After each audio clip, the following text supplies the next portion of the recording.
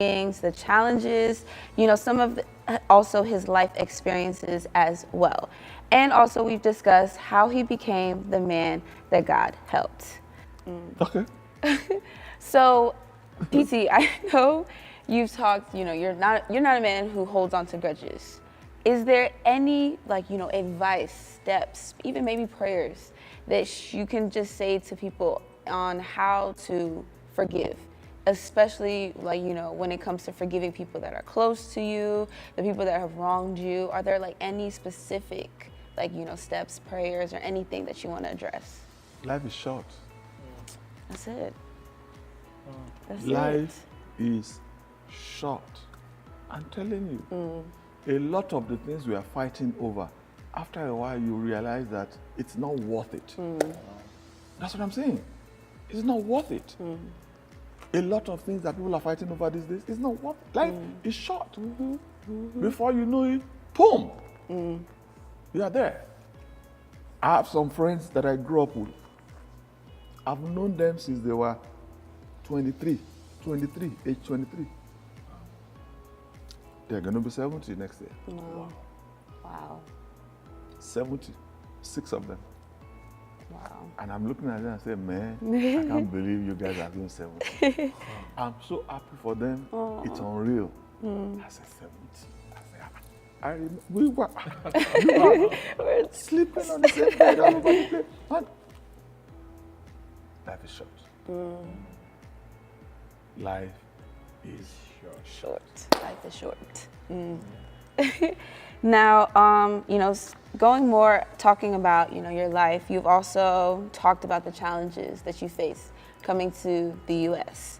So this question now kind of dives in a little bit about that. And it states, when you relocated to the U.S. with your young family, you encountered significant financial pressures related to building the church and providing for your household.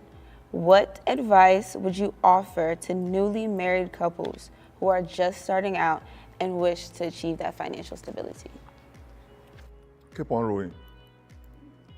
Keep on rowing.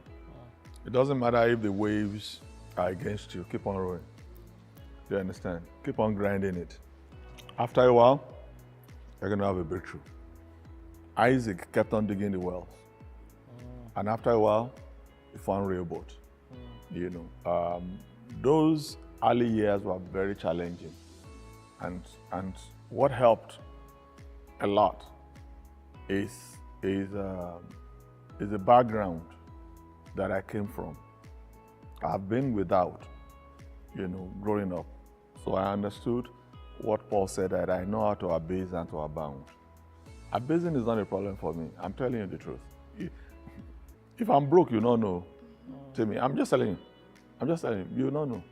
I'll just move on with it. Because all those things, they're not permanent.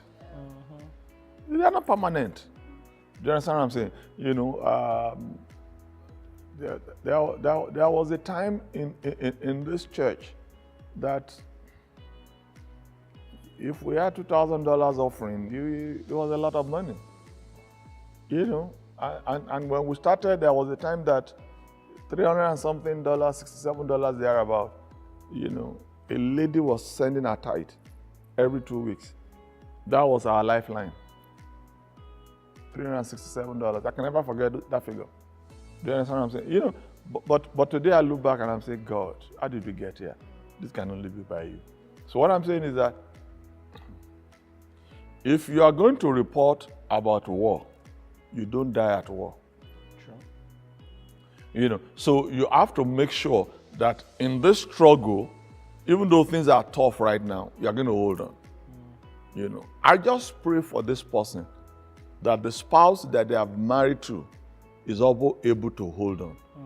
Because I'm telling you, not everybody can hold on when things are not well. Do you understand what I'm saying? But if you can hold on, you will tell the story. You will tell the story. And so what would you say in terms of looking out for good mentors? Because I'd say working with you, sir, it's been a privilege, and being able to learn some things about the way you live, and that has also guided even some of the decisions that I make personally in my own life, and I think that has helped.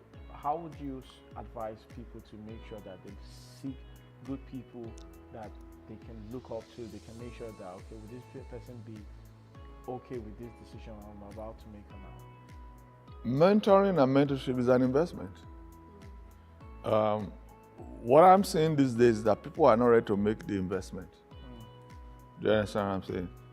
They want their mentors after one phone call to become their friend. It doesn't happen like that, too. You win them over.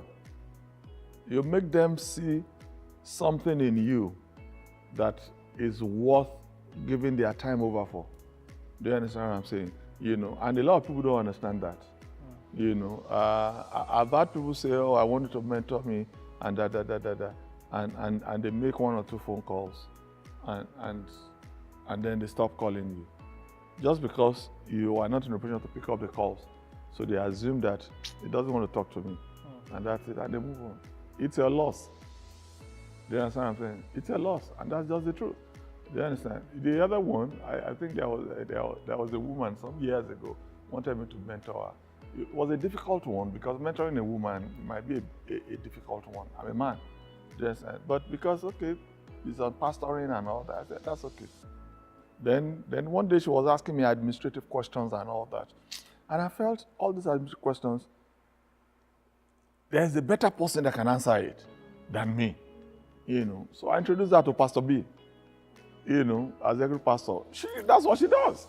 You know, I said, all this guy, no, Pastor B, I know somebody who can. Pastor B, please help me, sir. Man, she cussed me out. Oh, wow. I mean, she cussed me out. That who do I think I am? I should introduce her to her. I checked myself again to find out, did I do anything wrong? Do you understand what I'm saying? You know, these are the things. You know, your mentor is not just going to be your friend. It's going to be somebody that you value what they say. Right. Do you understand? And you have to also value your mentor.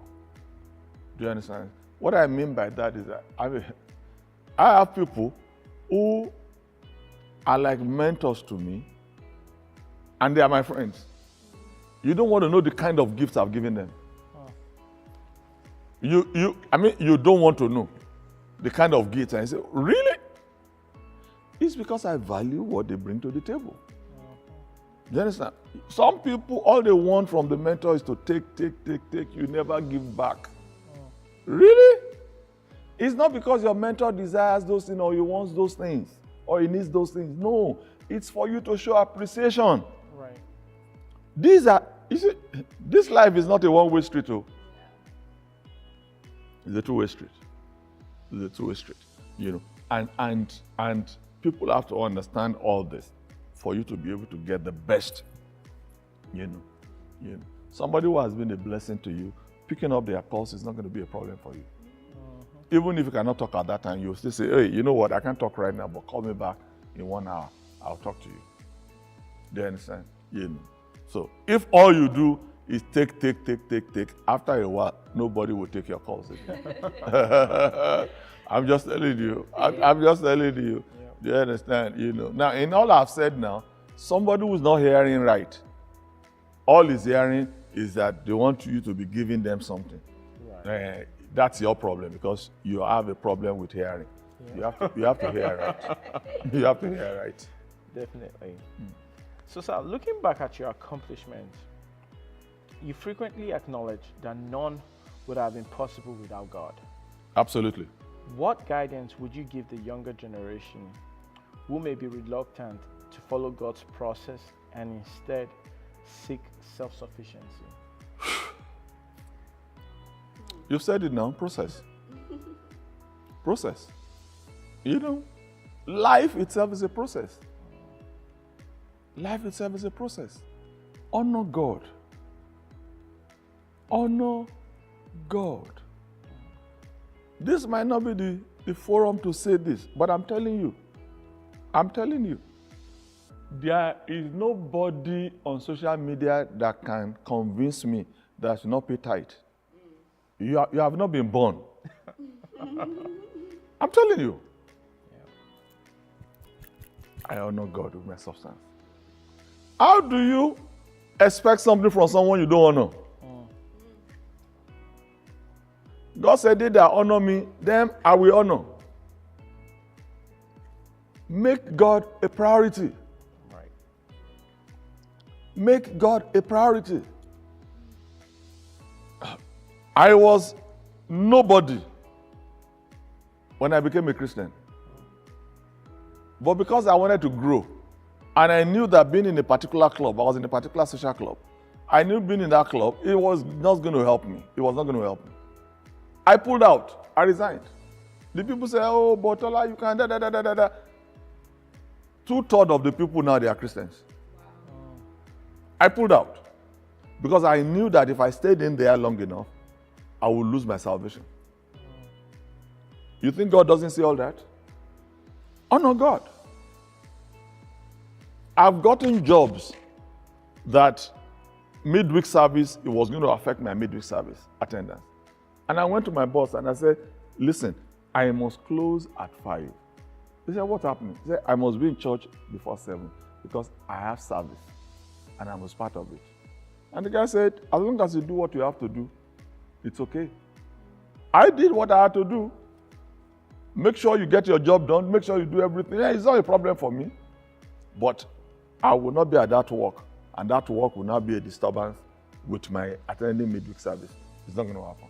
These are all the things now that a lot of people now, they are so happy that those things are in place, disturbing them from serving God because they use them as crutches. Don't you know my job? Don't you know my job? No. This is, we're New Testament believers, so where must we give this? You want that God to prosper you and you cannot prosper the work of that same God? Come on. I think it's a joke. That's the thing. So you are young, you want to... Yeah.